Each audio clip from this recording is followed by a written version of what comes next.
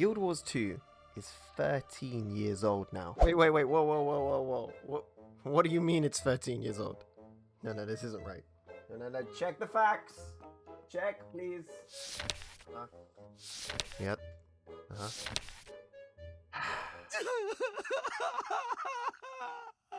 My existential crisis aside, I have one question to pose to you. Is Guild Wars 2 worth playing in 2025? In short, the answer is yes.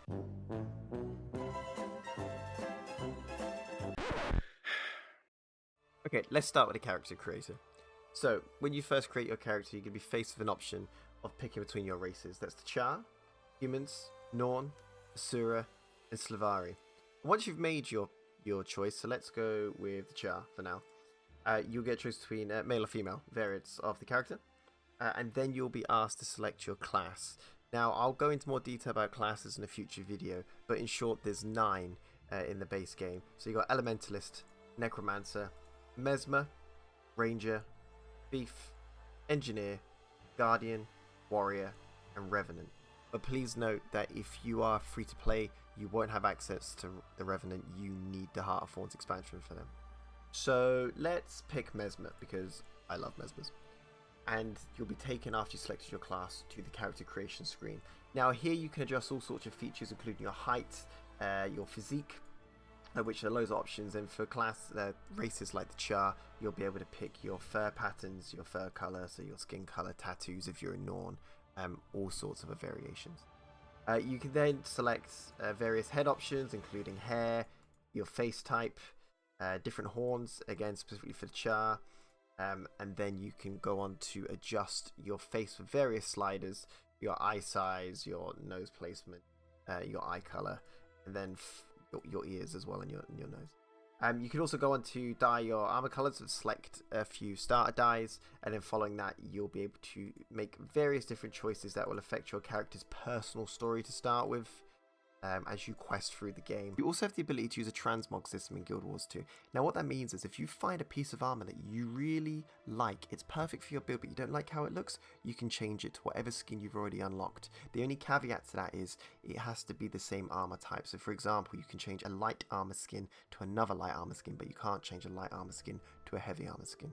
You also have the option to dye not only your armor but your mounts and your gliders as well. And it's not just you click one color and then the game does it for you. No. When it comes to the dyes, you can pick the base color, the trims, and all the accents on it. Depending on the armor type, depends on what accents you can change, but it really allows you to do a full customization into your character. Now, there are a lot of skins this game has added over the years into the Black Lion Trading Company, but I'll touch on the Black Lion Trading Company a bit later on. Let's talk about one of my favourite things about this game, and that's the combat system. Guild Wars 2's approach to combat is very different to MMOs of a similar age. Most MMOs around this age will be a static hotbar rotation, and what I mean by that, if you're new to the MMO world, is your character will be standing there, you'll be hitting 1, 2, 3, 4, 5, 6, etc, on a set rotation, and you're effectively just trying to outdamage them. Now Guild Wars 2 throws it out the window. You not only have to be paying attention, because if you get hit by that one AoE attack or that one boss attack, that's a huge one, you're gone, you're dead.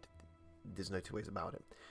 You not only need to know your rotation as a result and the pros and cons of your class, but you need to adapt your approach to combat depending on the situation, which is really engaging. I really like it. Even 13 years down the line, I'm still discovering new ways and new situations that I have to almost tear up my entire rotation and go, okay, well, I've survived that, I've kept my party alive, but now my skills are on cooldown. I have to really consider my next move so I can be effective here. So another thing to know about Guild Wars 2's combat system is skills. You have access to 10.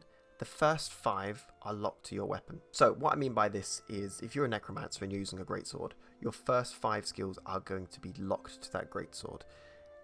And then you have a secondary weapon you can hot swap to in combat. So for example, if you had a staff and you hot swap to it, you'll notice that the staff has access to a completely different set of skills and has its different strengths and weaknesses, meaning that when you're building your character, you need to consider what kind of character are you going for. Are you going for a support? Are you going for a tank? Are you going for a DPS?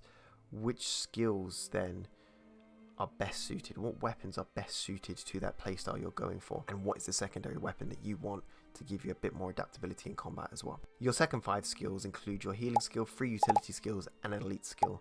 And when you're building your classes in general, you need to consider what utility skills are going to hold together your weapon skills, what's going to complement them the most and what's going to be the most useful to you. Now, I never used to like the weapons being locked personally, the skills being locked to weapons personally when I first started, but the more I've played this game, the more I really like the tactical dynamic that brings and the consideration you have to have whilst building your character.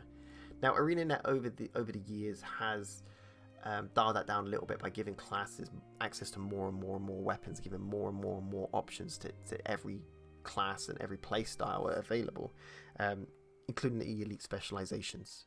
Now, the elite specializations in the game drastically change how your class plays. I mean, completely fundamentally changes the core mechanics.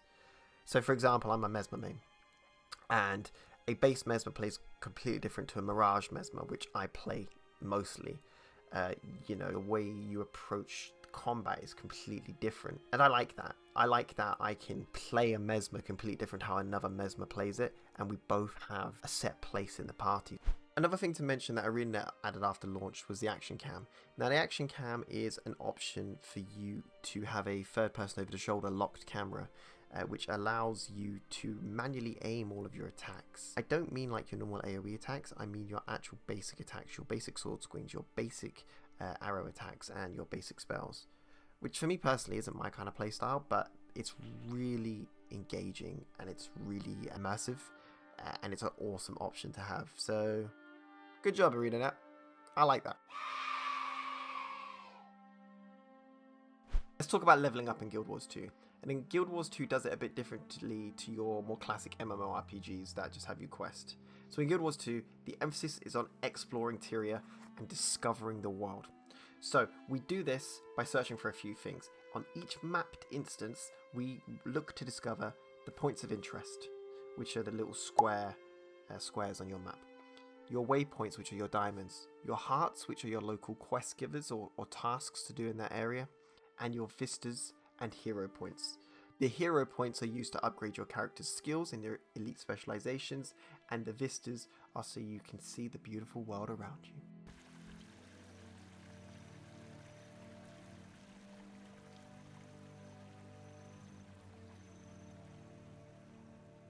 So now that you understand how map completion works and thus the leveling, let's discuss what else there is to do. This game has a lot of content, and in the base game it's free. Now, what do I mean by a lot of content?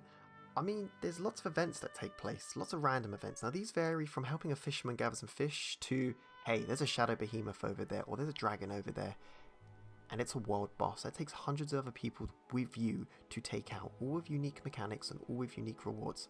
And they're tough. And as I said previously about the combat, you need to pay attention to the skills they're throwing out, or else you're going to wipe. And if you wipe, potentially none of you get any rewards. In addition to the open world content, we also have access to a few other endgame pieces of content, which are dungeons, 5-player, instance-based, story-driven dungeons that you can farm for armor and weapons and other rewards. Fractals, 5-player, instance-based dungeons of varying difficulty that have separate and unique rewards. Strikes, 10-player, single boss raids, where you pit your skill against a boss and grind them out for various rewards. And raids, which is a large-scale, multi-wing, multi-boss raid, often attempted with guilds, again, for unique loot, unique rewards, depending on what raid you're going into. Yes, sorry, me. I made a slight mistake. So, it's not large-scale raids. It's 10-man. Which I guess could be large scale, if you consider that large scale. But there is a limit on the amount of people you can have in there. And I should explain what multi-wing means. So multi-wing means multiple rooms, so you're going to fight multiple different bosses, and they will all have modifiers depending on the room. So that can vary from, you take increased damage, to the boss has increased defenses, to weird and wonderful stuff happening in that particular room at that time. But anyway, now that I've explained that, let's get back to your regularly scheduled programming. Let's talk story. Guild Wars 2 has an incredibly deep and rich story that's coupled with fantastic voice acting and beautifully stylized cinematics.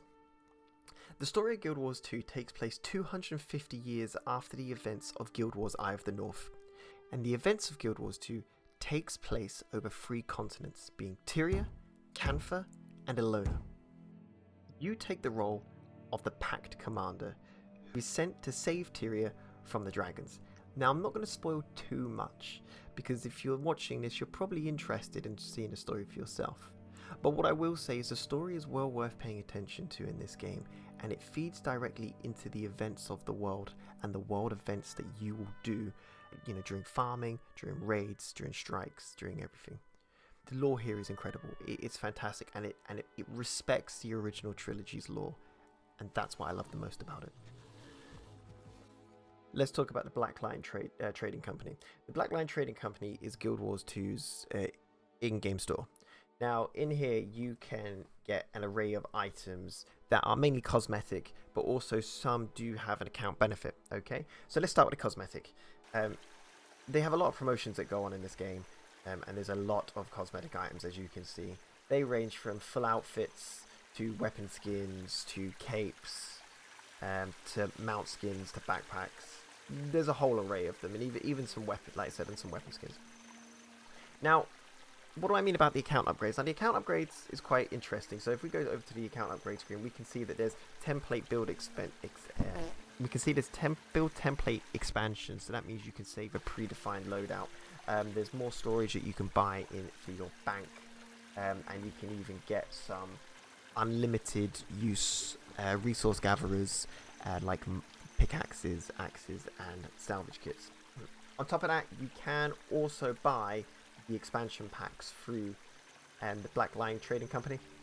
So, for example, you can buy the Jamfair Wilds expansion packs, Heart of Thorns, Path of Fire, all of them. Okay. There is one crucial thing to note about this as well, though, and that's the currency exchange. Now, although I haven't come across any pay to win myself within the game, there is the ability to buy gold with real money, and that gold can be used to purchase items and gear from other players in the trading house. Now, if you want to buy money because you lack a bit of time, you don't really want to grind for that legendary piece of gear, that's fine, you can, but it's going to cost you about $120, I believe, last time I checked. It's a fair chunk of change. And the only kind of crossover that has at any competitive scene would be the World v World, where you've got 300 players at one time fighting each other, but we'll touch on the World v World later. That's the only place I can see that being an issue, but then again, in my experience at the World v World, I haven't come across those issues. But also, you can also, on the flip side, use gold to purchase gems for as well. So if you've got 800 gold, for example, 844 gold, you can buy 2,000 gems, and then you can use that to purchase anything. I'm honest, pretty much anything from the store you want. So let's talk PvP. If you're not into the PvE scene, Guild Wars 2 has 2 very distinct PvP modes, starting with World v World. World v World is up to 300 players in 3 different factions competing for control over the map. There's 4 maps open at one time in the Internal Mists, and you effectively can either go solo or in a big group, and you're sieging castles from each other. All the while earning points, completing events that pop up in there, and earning currency for armor, weapons, legendary armor and weapon pieces to craft legendary gear with later on. And there's also the standalone PvP mode, which is a small 5v5 team-based mode that has separate gear to your main character. Oh yeah, I should mention, World v World uses your main character's gear. So if you're going in there at, say, level 18, it will upscale you to 80, but your gear will be so underleveled, there's no point. You'll just get wiped off the face of the earth. Even at level 80, with endgame gear like I've got, I still get wiped because it's not suited for PvP. There's very specific builds that people use in there, and very specific gear setups that you'll want to look into if you get into that world. Whereas the PvP arena mode has its own gear system and different runes that it runs, so you can go there as a lower level and actually still be fairly competitive.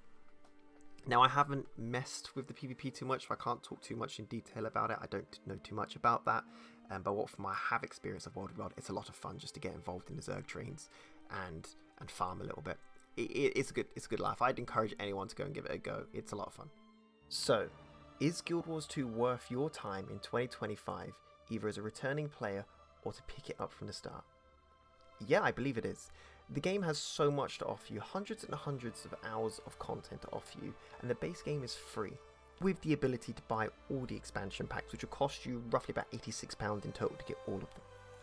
The game has so much story content, so much exploration content, so much PvP content, so much endgame PvE content, and it also has 9 base classes, and now with the announcement of Visions of Eternity, there is going to be 36 elite specializations, which, as I stated earlier, fundamentally change how each class plays, effectively making 36 classes in the game.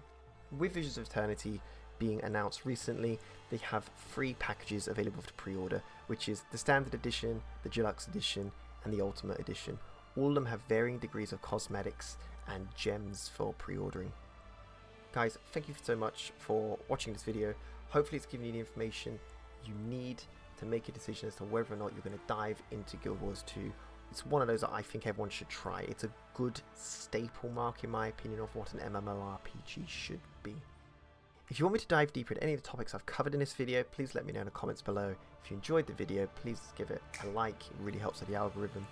I do all of my footage over on Twitch. That's twitch.tv/Dakili. Love to have you over there when I'm streaming. Please stop by, ask some questions, and I'll answer them best I can. Alright guys, thank you so much for watching. Have a good night. Stay safe. We'll see you next time. Good night.